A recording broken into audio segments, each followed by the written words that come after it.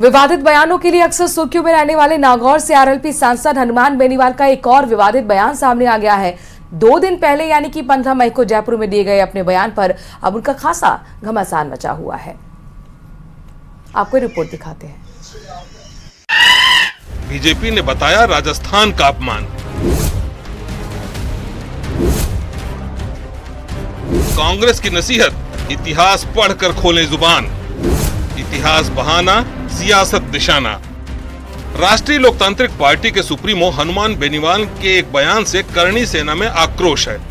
बेनीवाल ने राजस्थान के राजा रजवाड़ों पर कुछ आपत्तिजनक टिप्पणियां की थी, जिस पर करणी सेना ने सांसद को मुंहतोड़ जवाब देने की धमकी दी है और अपने सैनिकों को तैयार रहने को कहा है।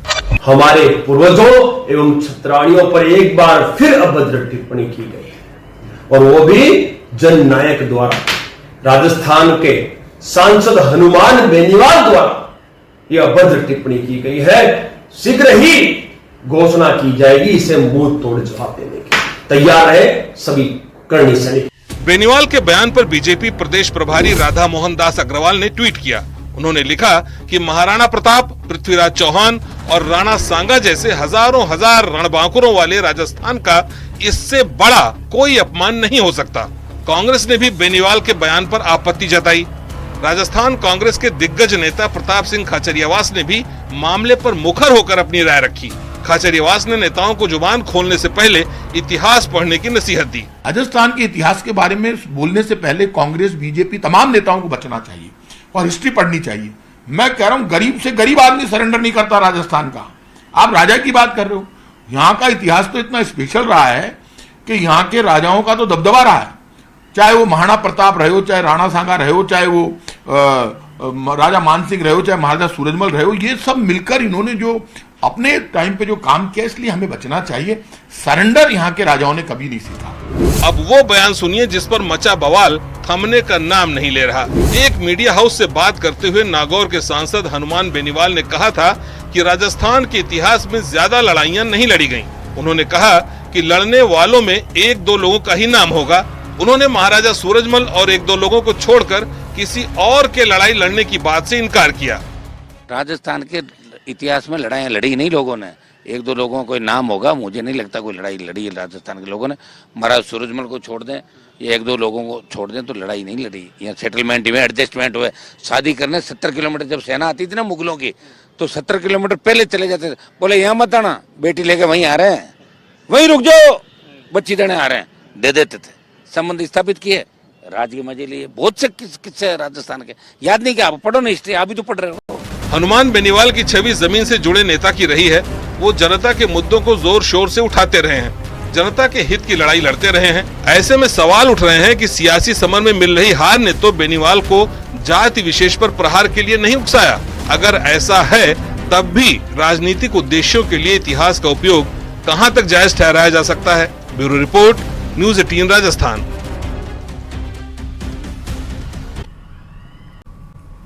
और बढ़ते आगे, झालावाड़ से बड़ी खबर आपको देंगे। जिला एसआरजी अस्पताल में आग लगी है। न्यू इमरजेंसी के ऊपर बने फैब्रिकेटेड वार्ड में यह आग लगी है और वजह शॉर्ट सर्किट है। समय रहते मरीजों को अच्छी बात की बाहर निकाल लिया गया। दमकल ने कुछ ही देर में आग पर काबू पा लिया। आग से वार्ड में रखा हुआ हालांकि सामान जलकर जरूर राख हुआ है, तो अच्छी बात ये रही कि किसी तरह की कोई जनहानि नहीं हुई है। आर्थिक नुकसान जरूर हुआ है। ये जिला एसआरजी अस्पताल जिसमें आग लगी, तस्वीरें भी आपके सामने हैं। काला धुआं आपको दिख रहा होगा। वार्ड के अंदर भी काला धुआं फैला हुआ है। ये फैब्रिकेटेड वार्ड है, यानी कि न्यू इमरजेंसी के ऊपर बना ये फैब्रिकेटेड वार्ड जिसमें आग लगी है। शॉर्ट सर्किट की वजह से आग लगी। गनीमत रही कि सभी को समय रहते बाहर निकाल लिया गया। तरुण संवाददाता फोन लाइन पे इस वक्त हमारे साथ है। तरुण, जो खबर निकलकर सामने आ रही है कि न्यू इमरजेंसी के ऊपर बनी फैब्रिकेटेड वार्ड में आग लग गई, क्या स्थिति रही?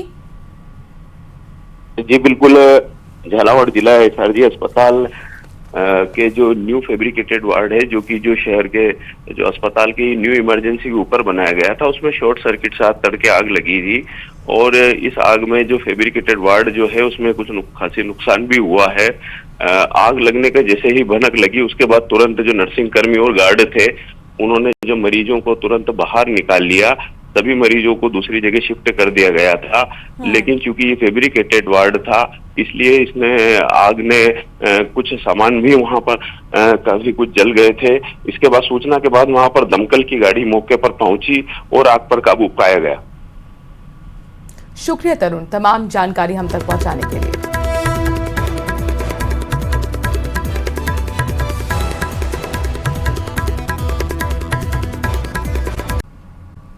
खबरों में आगे बढ़ते हुए कोटा कोचिंग नगरी से खबर आपको बताते हैं। बड़ी खबर है जहां पर चाकू मारकर युवक की हत्या का आरोपी आखिरकार गिरफ्तार कर लिया गया है।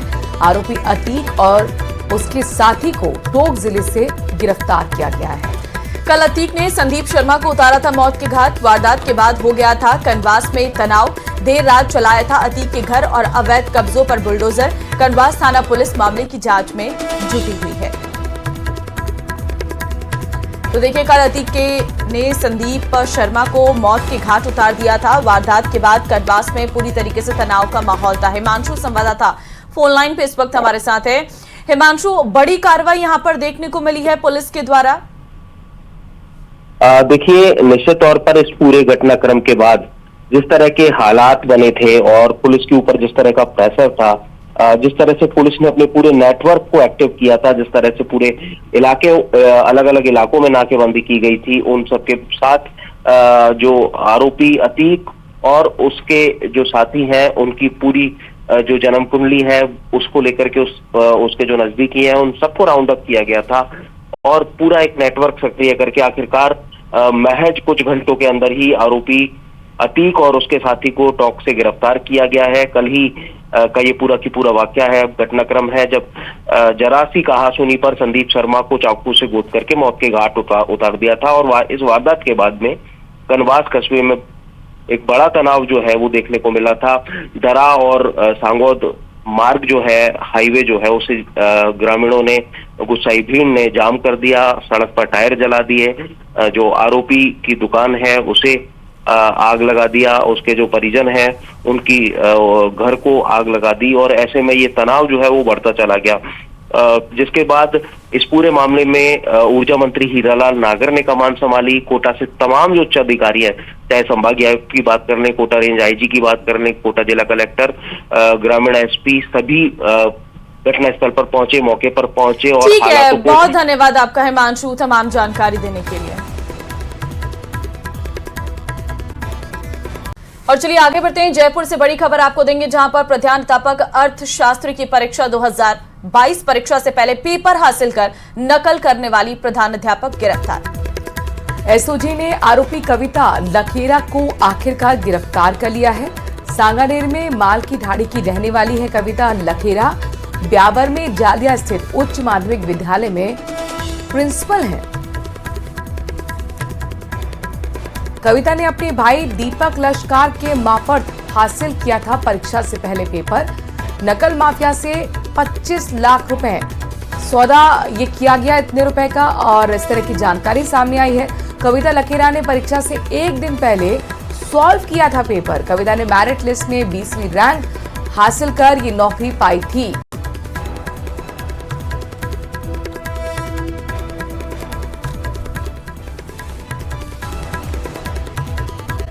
सूबे के मुख्यमंत्री भजनलाल शर्मा के नेतृत्व में उनके विधानसभा क्षेत्र सांगानेर में तिरंगा यात्रा निकाली गई। इसमें बड़ी संख्या में बीजेपी कार्यकर्ता और स्थानीय लोग भी शामिल हुए।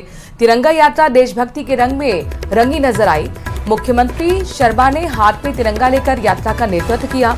इस दौरान जगह जगह मुख्यमंत्री सहित यात्रा में शामिल सभी लोगों पर पुष्प वर्षा की गई और मुख्यमंत्री ने कहा कि देश के वीर सैनिकों और वैज्ञानिकों के लिए पूरे देश में तिरंगा यात्रा निकाली जा रही है। तो आप तस्वीरें देख सकते हैं, सीएम का विधानसभा क्षेत्र है सांगानेर जहां पर ही यात्रा निकाली गई। देश के यशस्वी प्रधानमंत्री नरेंद्र मोदी जी ने कहा कि इसका बदला लिया जाएगा और आपने देखा जिस तरह से पाकिस्तान के अंदर जो आतंकवादी ठिकाने थे, उन आतंकी ठिकानों को, क्योंकि किसी भी एक सिविलियंस को कोई चोट नहीं आई, किसी में ऐसे नागरिक को चोट नहीं आई, सिर्फ उन स्थानों पर जहां आतंकी ठिकाने थे उन्हीं ठिकानों पर 6 और 7 तारीख की रात को उन्हीं ठिकानों को बर्बाद कर दिया और उन्हीं ठिकानों पर चोट करते हुए उनका तहस नहस कर दिया। इसलिए मैं देश के सैनिकों को और देश के वैज्ञानिकों को मैं बहुत बहुत बधाई देना चाहता हूं। खबर जयपुर से है, जहां पर एसआई भर्ती 2021 को रद्द करने की मांग को लेकर आरएलपी का धरना शहीद स्मारक पर लगातार जारी है।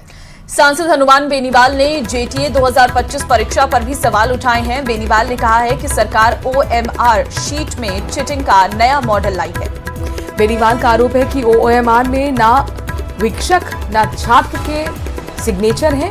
यही नहीं, बेनीवाल ने परीक्षा और चयन बोर्ड पर भी गंभीर आरोप लगाए हैं।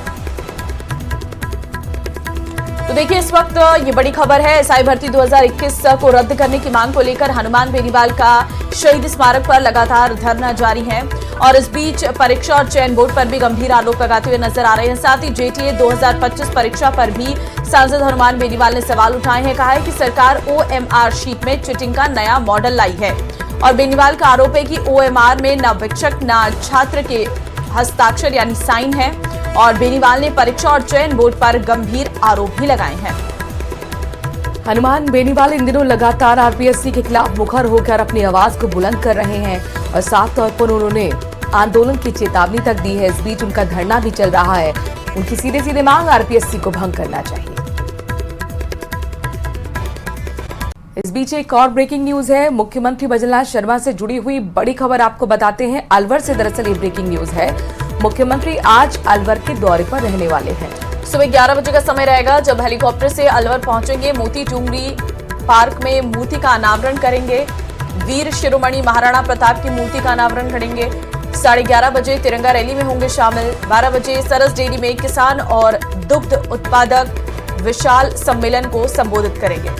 मुख्यमंत्री भजनलाल शर्मा के साथ अलवर सांसद और केंद्रीय मंत्री भूपेंद्र यादव, राज्य मंत्री संजय शर्मा और जिला अध्यक्ष अशोक गुप्ता के साथ तमाम विधायक भी मौजूद रहने वाले हैं। तमाम जनप्रतिनिधि भी इस दौरान मौजूद रहने वाले हैं और जाहिर तौर पर अलवर के दौरे के दौरान क्या कुछ खास देखने को मिलेगा, क्या आज बड़ी सौगातें मुख्यमंत्री की तरफ से मिलती हैं, ये भी देखना दिलचस्प होगा। 11 बजे का वक्त जब मुख्यमंत्री हेलीकॉप्टर से अलवर पहुंचेंगे और सबसे पहले उनका कार्यक्रम है मोती डूंगरी पार्क में जाकर मूर्ति का अनावरण करना, जो कि वीर शिरोमणि महाराणा प्रताप की मूर्ति है।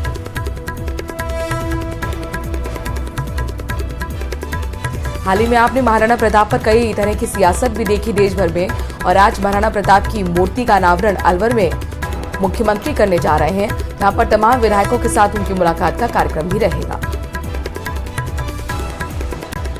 जहां पर शहर जिला कांग्रेस कमेटी की ओर से संविधान बचाओ रैली निकाली जाएगी। सुबह 10 बजे का वक्त रखा गया है जब कलेक्ट्रेट सर्कल जयपुर से इस रैली की शुरुआत होगी। रैली के साथ जयपुर जिले में कांग्रेस के जन जागरण अभियान की शुरुआत होगी। तो बड़ी खबर आपको बता रहे हैं, शहर जिला कांग्रेस कमेटी की ओर से संविधान बचाओ रैली की शुरुआत आज होने जा रही है।